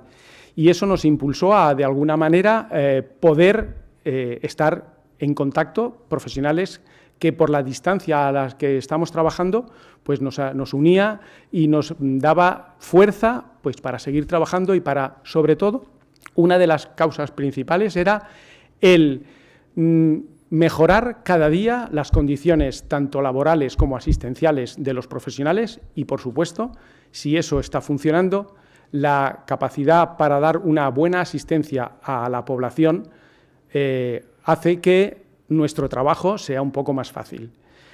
En este caso estamos Iciar Valero, que es médica del SAR, a mí me sigue gustando llamarle SAR, aunque nos hayan cambiado varias veces de nombre, de Griñón. Mi nombre es Alfredo Rizo, soy enfermero y trabajo en Villarejo de Salvanés ahora, aunque mi lugar en el que he estado trabajando durante los últimos 11 años ha sido Campo Real, del cual fui desplazado por toda esta reordenación. Y, en principio, vamos a pasar ya un poco a dar los datos y un poco a explicar cuál ha sido un poco este último año loco que hemos vivido.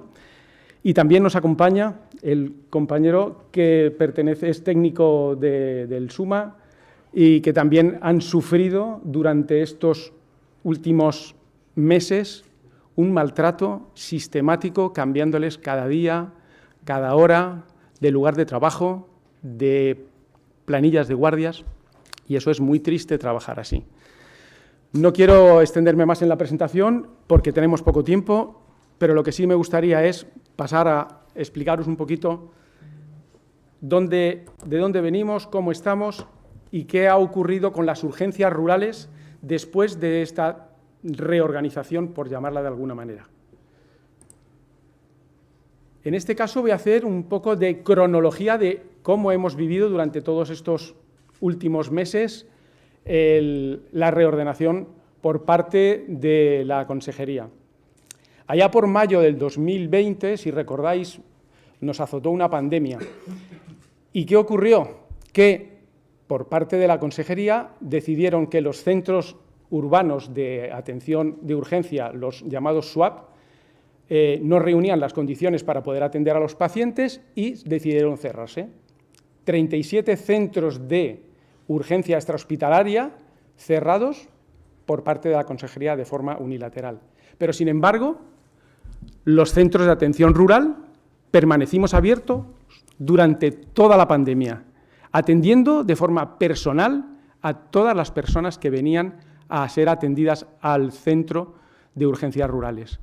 Es cierto que las urgencias rurales y las urgencias extrahospitalarias y las urgencias urbanas no tienen la misma tipología.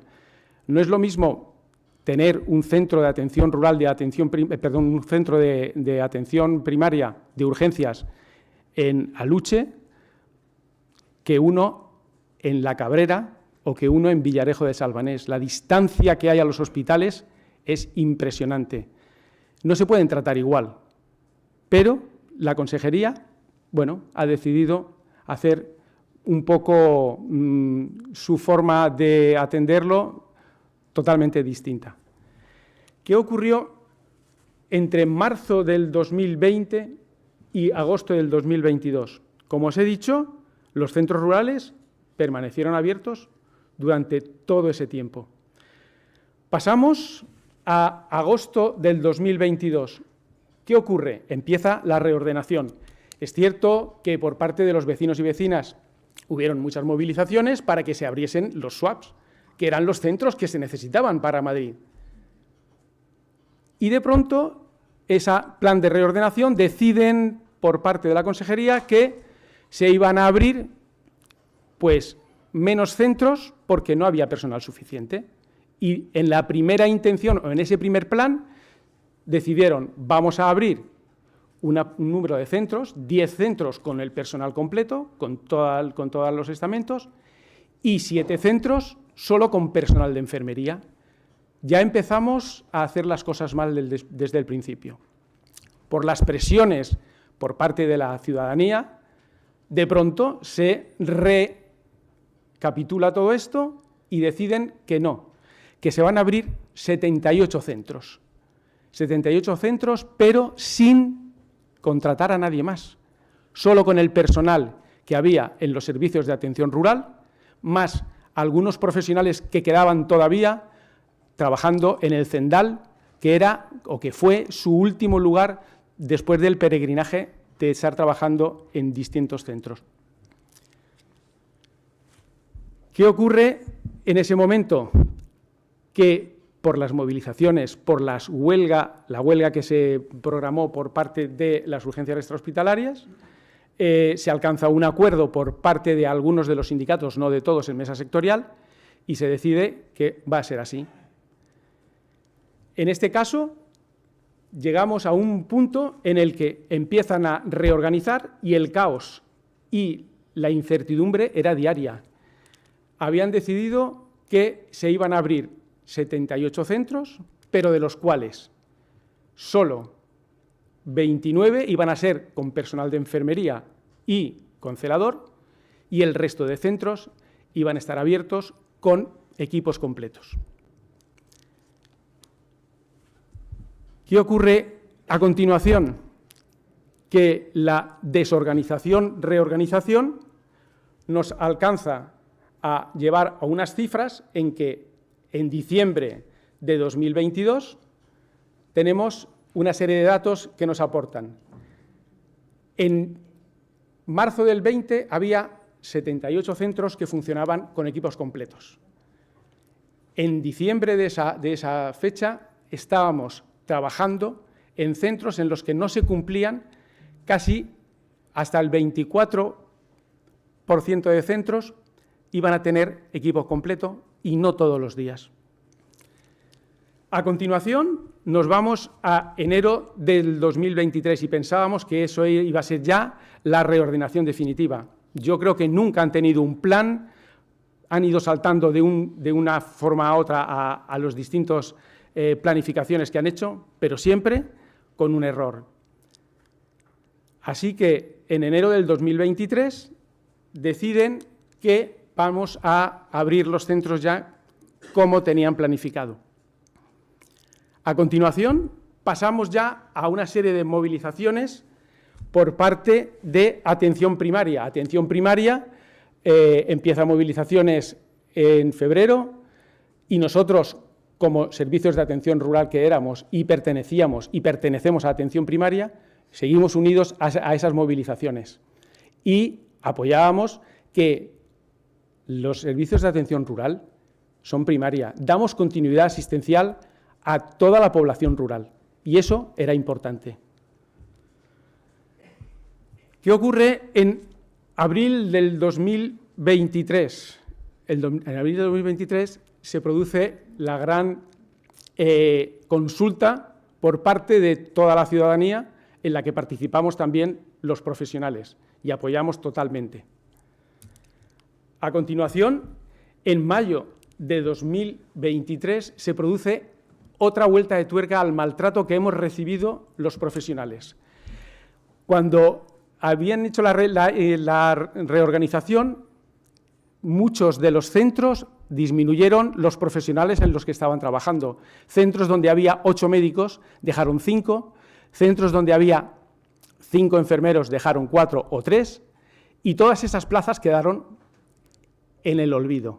Sin embargo, en mayo del 2023, esas plazas se dieron cuenta que eran necesarias para que el servicio funcionase y fueron ofertadas en la OPE. Esa OPE se resuelve y se incorporan estos profesionales. Volvemos otra vez a tener otro cambio en cuanto a las planillas, a la organización y a todas las guardias. Algo inconcebible. Estamos en una situación realmente caótica. Desde junio del 2023 a agosto del 2023 se producen infinidad de incidencias que se están recogiendo, donde muchos de los centros sanitarios que tendrían que estar dotados de médicos no están dotados de médicos y se están supliendo con personal de enfermería. Se contratan enfermeras para sustituir a los centros donde no hay médicos. Es algo increíble. Ya por fin, en agosto del 2023, la plataforma SAR vuelve a buscar y a recoger todos los datos de incidencias que se han tenido, que es una diapositiva que a continuación pasaremos a ver. En octubre del 2023, estamos ahora aquí, nos han invitado a estas jornadas, aquí estamos porque creemos que tanto los sanitarios como los ciudadanos tenemos que ir juntos de la mano para defender nuestra sanidad pública, porque si no lo hacemos así, no vamos a conseguir nada. Y tristemente, el próximo 27 de octubre hará un año de que las urgencias extrahospitalarias han sido totalmente maltratadas, desmontadas y todos los equipos que hemos estado trabajando totalmente distribuidos a distintos centros. Esta es un poco el recordatorio de lo que hemos vivido estos últimos meses. Habría muchas más cosas que contar, pero quiero que ahora dar paso a mis compañeros para ir desgranando de alguna manera las 5 preguntas que de alguna forma nos lanzaron desde la organización para poder transmitir cuál es nuestra idea, cuál es nuestro pensamiento y cuáles son nuestros objetivos.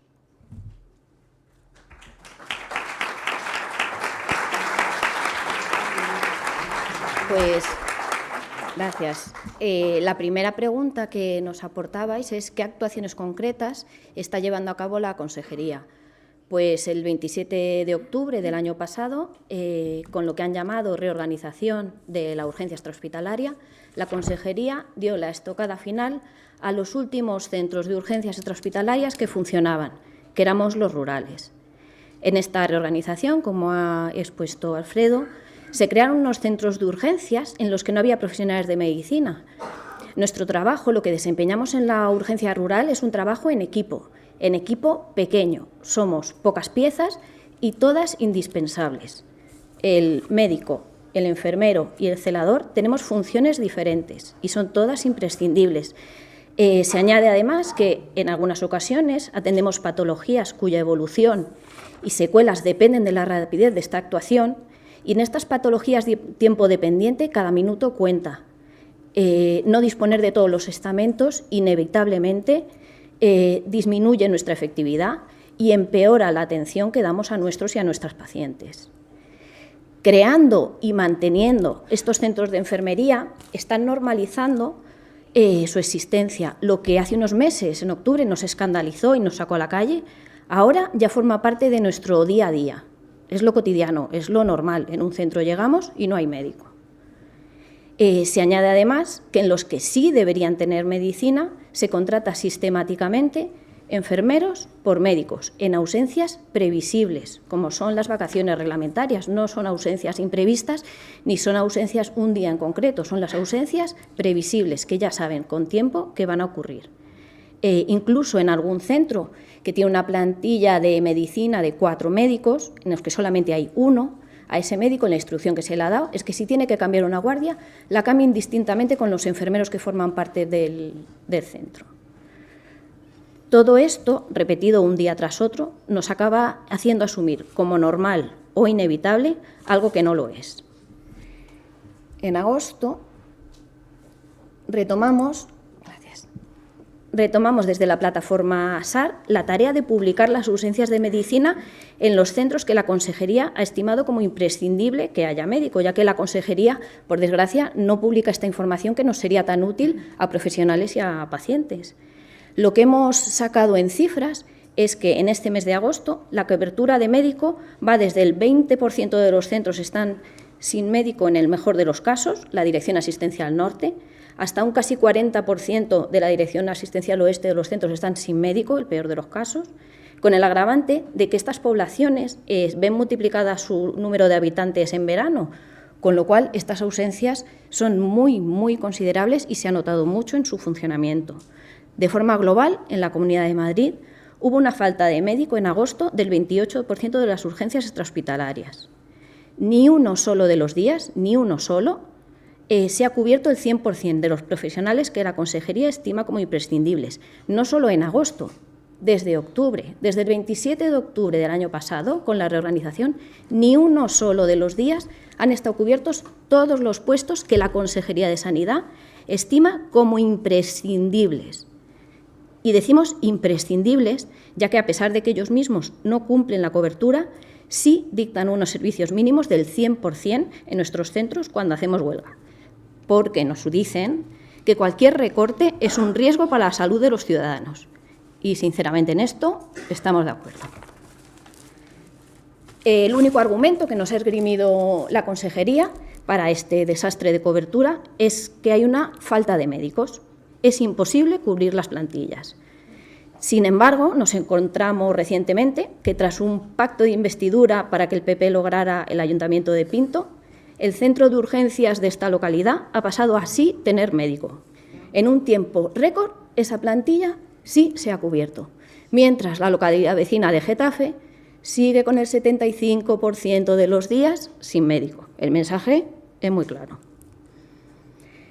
Como profesionales, esa es la parte hacia afuera. A nosotros, como profesionales que hemos vivido esta reorganización, pues nos ha supuesto no disponer de una normativa de funcionamiento.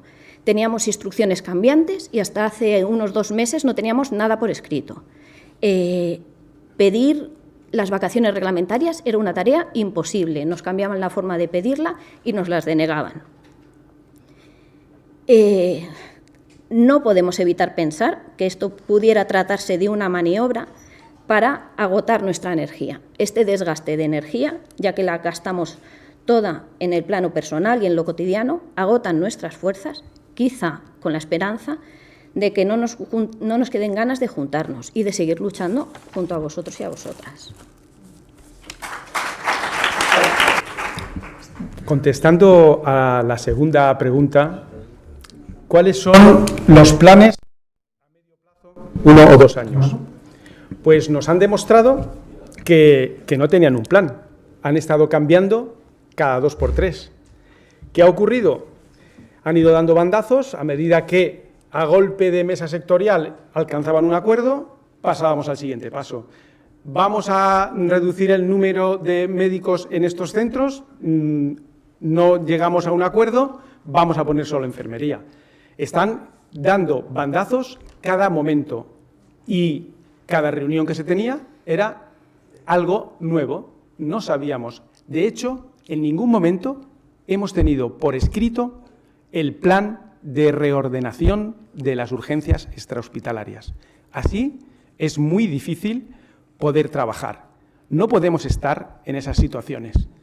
Desde dentro están de alguna forma boicoteando el funcionamiento de la sanidad pública. Si yo desde dentro recorto, no te doy lo que necesitas básicamente para poder desarrollar tu trabajo, esto se va agotando, los profesionales nos vamos cansando, muchos profesionales, como ya han dicho también en el ámbito hospitalario, se van marchando porque esas condiciones laborales son inaguantables. Llegas un momento en que no puedes más y eso, trabajar así, es realmente un horror. ¿Qué ocurre con las urgencias extrahospitalarias? Pues que no son rentables para el ámbito privado. La urgencia extrahospitalaria tiene actuaciones puntuales, no hay un seguimiento, y lo que intentan por parte de esas mentes pensantes desde la consejería, pues hacer un modelo hospitalocentrista. ¿Qué pasa? Urgencias extrahospitalarias no funcionan bien, los pacientes se van al hospital y se colapsan las urgencias hospitalarias. ¿Qué ha ocurrido en el Hospital del Sureste? Estos días a mí me produce mucha tristeza porque el Hospital del Sureste es el hospital de referencia del área en la que yo llevo trabajando estos últimos años. Y tener que enviar a un paciente al Hospital del Sureste algunas veces te lo piensas, porque la atención que están recibiendo por el colapso que tienen en las urgencias es impresionante.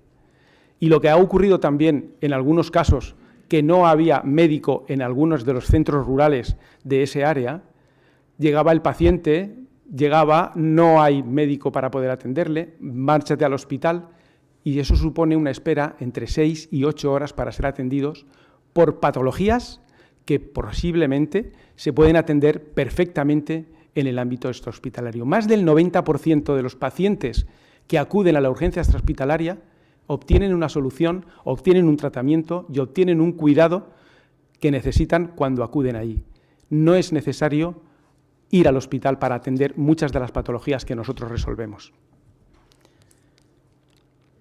Y por último, otra de las cosas que han ocurrido es que las urgencias los centros rurales atendíamos la atención domiciliaria en fines de semana y festivos. Otra de las ocurrencias que ha tenido la consejería es que atención domiciliaria lo iba a hacer el SUMA 112 con sus coches de atención domiciliaria por parte de enfermería. De pronto, la atención continuada que nosotros dábamos a los pacientes de nuestras áreas de asistencia las van a hacer coches de enfermería del 112.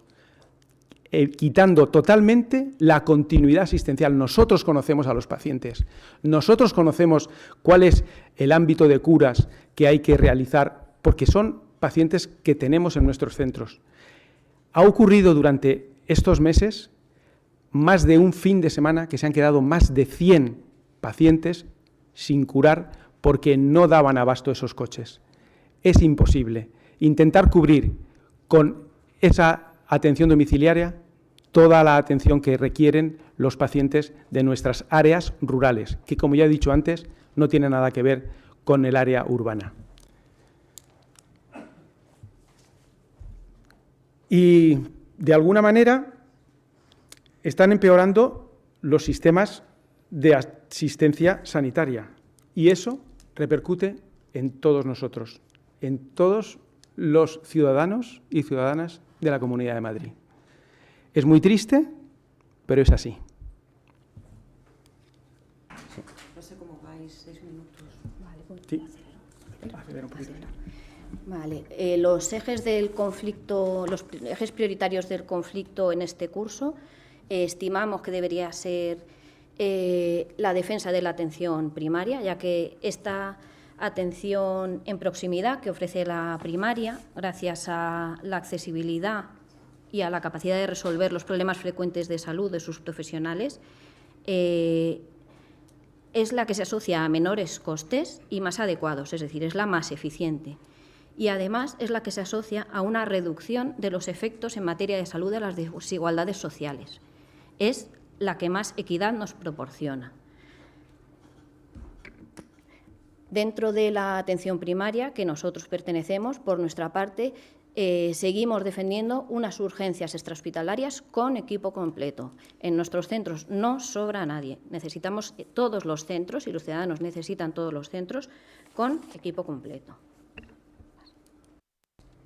Muy bien, pues, ¿cuáles pueden movilizar o sensibilizar más a la ciudadanía? Pues tenemos dos líneas de actuación sobre las que movilizar o de alguna forma sensibilizar más a la población.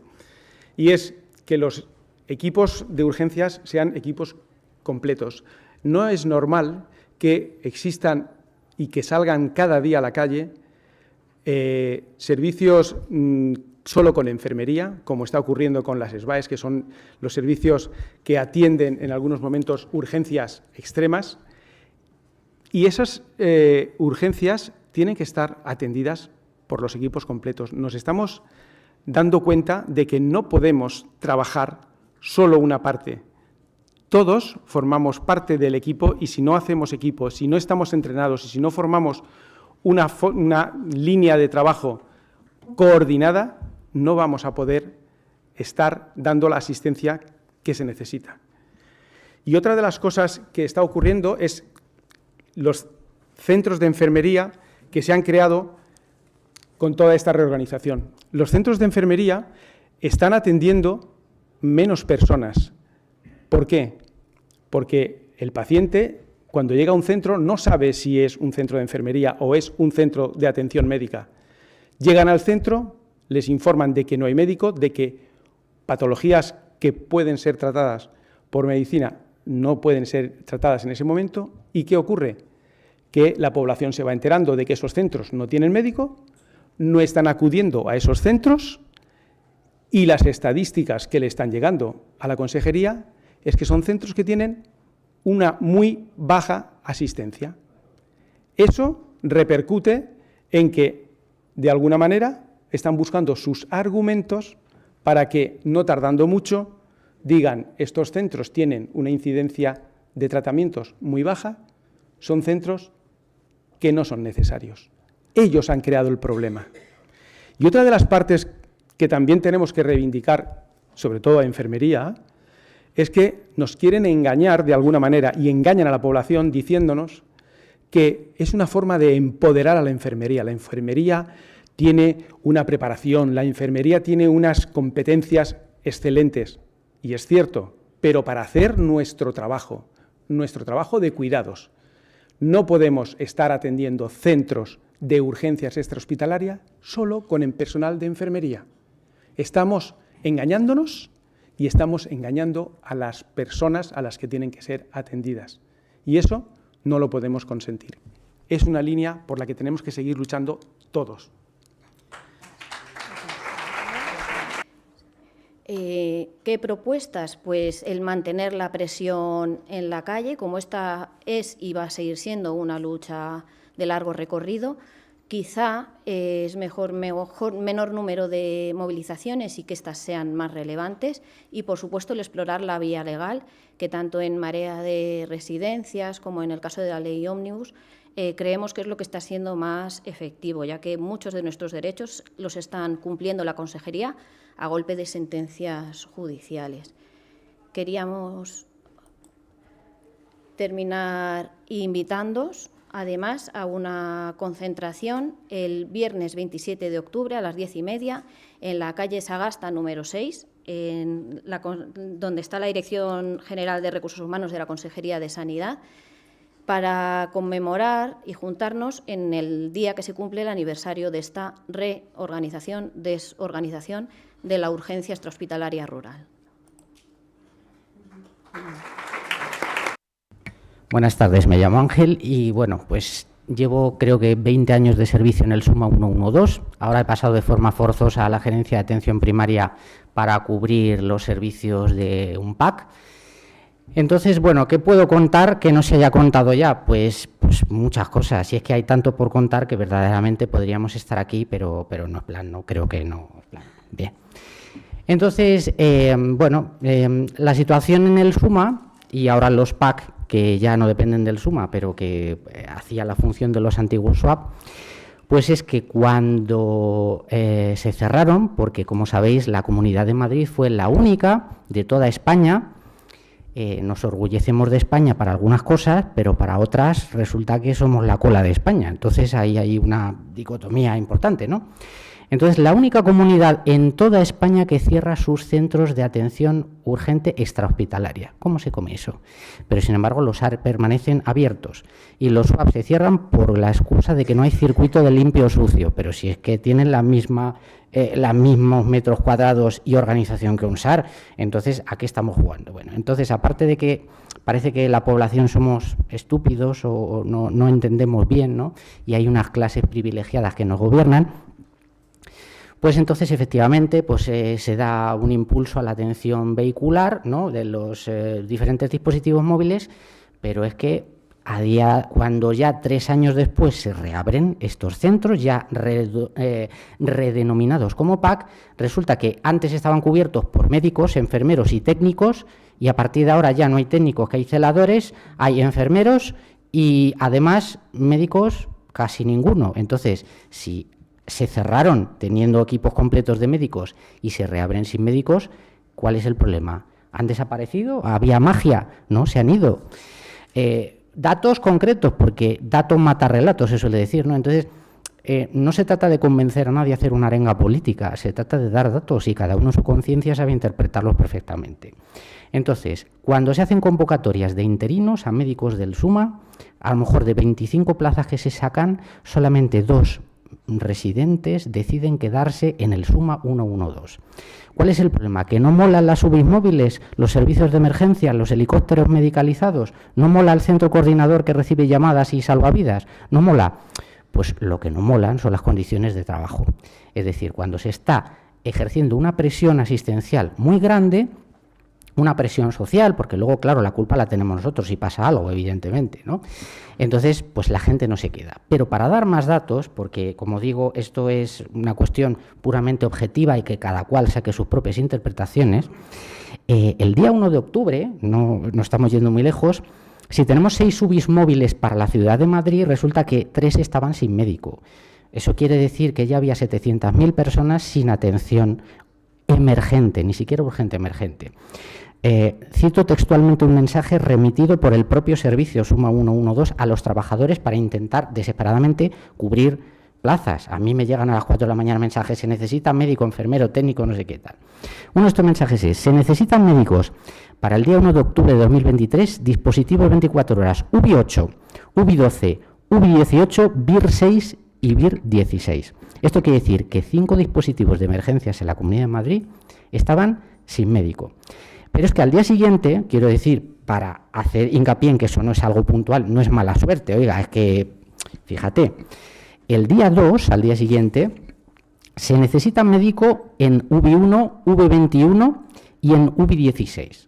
Entonces, esto es un problema sostenido en el tiempo. Entonces, esto es la importancia que le da el gobierno regional a nuestra salud. Es decir, nosotros no podemos hacer huelga porque somos un servicio mínimo per se, cosa en la que nosotros responsablemente cumplimos, pero sin embargo, si faltan médicos en las UBI móviles no pasa nada, pero si falta un médico porque hace huelga, está en la calle. Entonces, aquí hay una diferencia de criterio. Entonces, ha habido muchas situaciones que afectaban negativamente a la población, otras a los trabajadores, pero es que todo se retroalimenta. Yo, hablando con un ex concejal del Ayuntamiento de Madrid, le planteaba esto, me decía, bueno, es que esto más bien es un problema sindical. Le decía, no te equivoques, esto no es un problema sindical. el maltrato a los trabajadores incide en las condiciones que se le da a los profesionales. Es decir, cuando tú en vez de tener que asignado, vamos a suponer, 50 pacientes, tienes 250, tu calidad va a ser mucho peor. Y entonces eso no es un problema sindical. Yo, por poner una nota de humor, por poner ya como tengo que acabar, pero por poner una nota de humor en todo esto, aunque a mí personalmente no me hizo ninguna gracia lo que voy a contar, pero digo, por irnos con algo un poquito guasón, después de haberme tenido, en mi caso, pues de un swap, yo he estado en UBIs móviles, he estado en Centro Coordinador, he estado en todos los dispositivos que tiene el SUMA, y cuando mi último destino fue en un swap, luego pasé pues, a los vacunódromos, al Wanda, al Withing, estuve en el Zendal.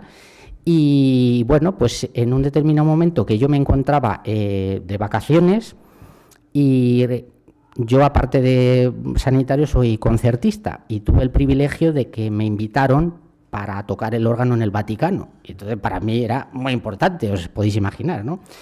Entonces, de repente era casi de película, pero yo estaba entrando por la puerta del Vaticano con el protocolo este tan grande que hay, y de repente recibo una llamada y me dice, no cojas el teléfono. Digo, es que es el SUMAC, lo tengo que coger. Y lo cojo, y el jefe de protocolo ahí esperándome y diciéndome, pero tío, eres un mal educado, pero ¿cómo le haces esto? Digo, es que es el SUMAC, se lo tengo que coger. Y me llama de personal y me dice, esta llamada está siendo grabada. Y dice, le informamos de que ha sido asignado al PAC de Pirámides en este horario y recibirá un correo electrónico para incorporarse. Y digo, oiga, pero es que, mire, me pilla muy mal. Digo, mire, soy una trabajadora, es lo que me... Bueno, al día siguiente, ya con esto acabo, tenía, dentro de esa gira que tenía por Italia, pues tenía que tocar en Cagliari, ¿no? En Cerdeña. Y entonces estoy en el hotel por la noche y me llaman mis compañeras del SUMA. Oye, tío, abre el correo electrónico. Digo, pero que estoy durmiendo.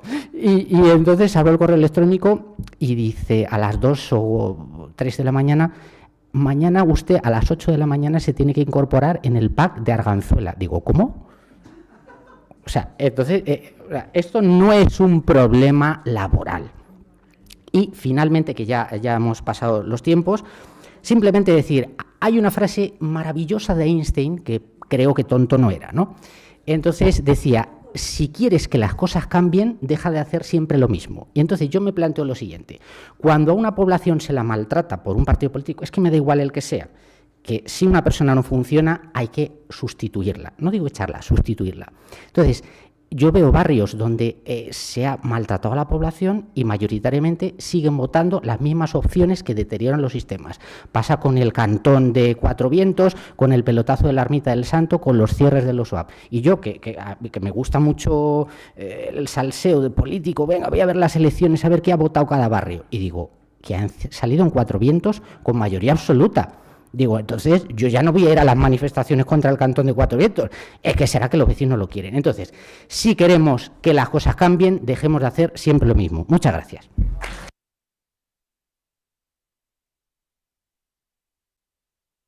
Muchísimas gracias a todos los compañeros, compañeras que han participado en las ponencias. Gracias por ajustar a este tiempo que sé que es complicado, pero ahora vamos a pasar a los talleres que seguro que son muy interesantes. Os explico, a los 3 grupos los hemos repartido, están separados en 3 salas.